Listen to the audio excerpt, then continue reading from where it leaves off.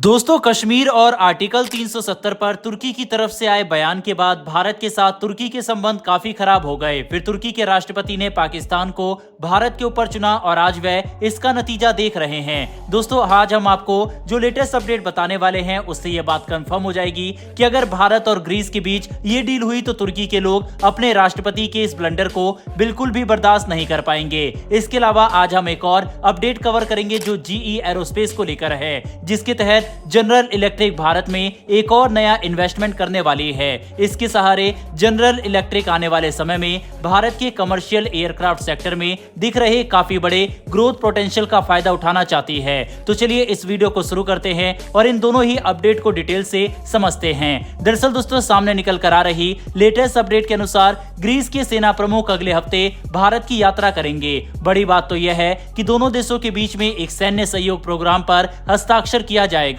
जो भारत और ग्रीस को डिफेंस के क्षेत्र में पहले के मुकाबले कई गुना ज्यादा नजदीक ला देगा। इस सैन्य सहयोग प्रोग्राम को एक आधार बनाकर दोनों देश एडवांस मिलिट्री कॉपरेशन की तरफ आगे बढ़ सकते हैं। इतना ही नहीं, बल्कि ग्रीस के सेना प्रमुख भारत के साथ ब्रह्मोस मिसाइल की खरीद को लेकर भी कोई बात कर सकते हैं, जिस पर तुर्की की नजर होगी, क्योंकि तुर्की ने जानबूझकर भारत के साथ अपने संबंध खराब कर दिए और अब उसका सबसे कट्टर दुश्मन भारत के साथ सैन्य साझेदारी को बढ़ावा दे रहा है। तब तुर्की इसे अपने लिए एक ब्लंडर मानने से इनकार नहीं कर सकता।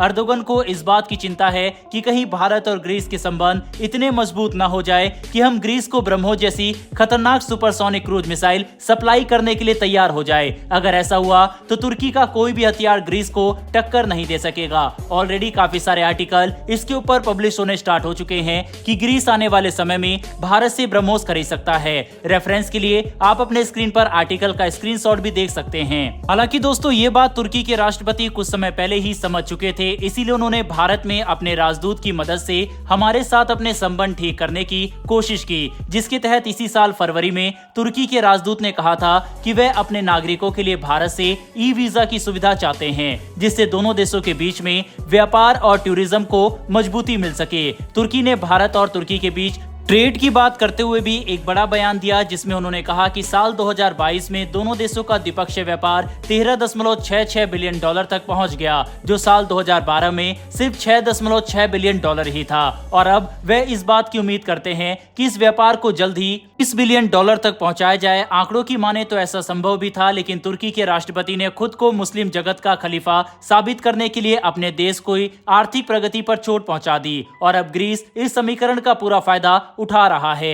ग्रीस के सेना प्रमुख जब भारत आएंगे तो इस बात की पूरी उम्मीद है कि उनका भव्य स्वागत किया जाएगा और दोनों देश सैन्य सहयोग को बढ़ाने पर समझौता करेंगे। इतना ही नहीं, बल्कि ग्रीस भारत के साथ तरंग शक्ति युद्ध अभ्यास में भी हिस्सा ले सकता है। और बता दे, दोनों ही देश के पास राफेल एयरक्राफ्ट मौजूद है। ऐसे में इस बात की संभावना काफी ज्यादा है भारत और ग्रीस अब ब्रह्मोस मिसाइल की खरीद को लेकर आपस में बातचीत करे, जिसकी बना कई महीनों से आ रही है। बहरहाल बढ़ते हमारी दूसरी अपडेट की तरफ। तो दोस्तों, ये खबर जनरल इलेक्ट्रिक को लेकर आ रही है, जो भारत में 240 करोड़ यानी 30 मिलियन डॉलर का एक नया इन्वेस्टमेंट करने जा रही है, जिसके तहत जनरल इलेक्ट्रिक भारत के पुणे शहर में मौजूद अपने मैन्युफैक्चरिंग फैसिलिटी को अपग्रेड करेगी। इसमें यहां पर नए प्रोजेक्ट शामिल किए जाएंगे और मशीनरी को अपग्रेड करने के साथ साथ मैन्युफैक्चरिंग क्षमता को मजबूत किया जाएगा। 30 मिलियन डॉलर का यह इन्वेस्टमेंट जनरल इलेक्ट्रिक को भारत के कमर्शियल एयरक्राफ्ट सेक्टर में एक किंग बनाने की तरफ लेकर जाएगा। दरअसल पुणे में मौजूद जनरल इलेक्ट्रिक की फैसिलिटी कई इंजन पार्ट का निर्माण करती है, जो जनरल इलेक्ट्रिक के अलग अलग एयरक्राफ्ट इंजन में इस्तेमाल होते हैं। और इन्हीं में से एक इंजन है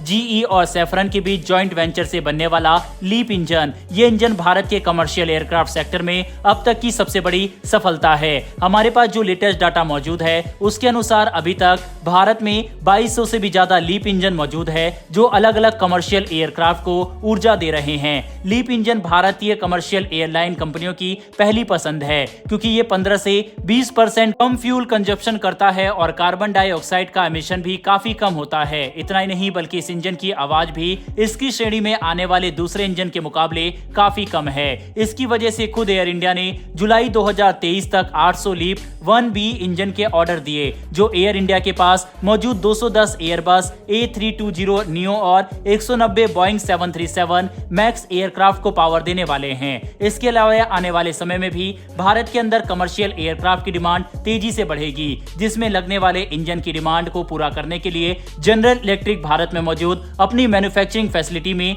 240 करोड़ का ये नया इन्वेस्टमेंट करने जा रही है, ताकि जनरल इलेक्ट्रिक भारत के मार्केट पोटेंशियल का पूरा फायदा उठा सके। इससे भारत को भी फायदा होगा और जनरल इलेक्ट्रिक के साथ हमारा बिजनेस भी मजबूत होगा, जो हमारे लिए एक काफी पॉजिटिव खबर है। बहरहाल दोस्तों, इस वीडियो में इतना ही। दोनों ही खबरों के ऊपर अपनी राय कमेंट बॉक्स में लिखकर बताइएगा। साथ ही क्या भारत को ग्रीस को अपनी ब्रह्मोस मिसाइल देनी चाहिए या फिर नहीं, अब अपनी राय कमेंट बॉक्स में लिखकर जरूर बताइएगा। साथ ही अगर आपको ये इन्फॉर्मेशन और वीडियो पसंद आई हो तो वीडियो को लाइक करके हमारी आने वाली डेली ऐसी वीडियो के लिए चैनल को सब्सक्राइब कर बेल नोटिफिकेशन अवश्य दबा लें। फिर मिलेंगे ऐसी एक नई वीडियो के साथ। धन्यवाद। जय हिंद।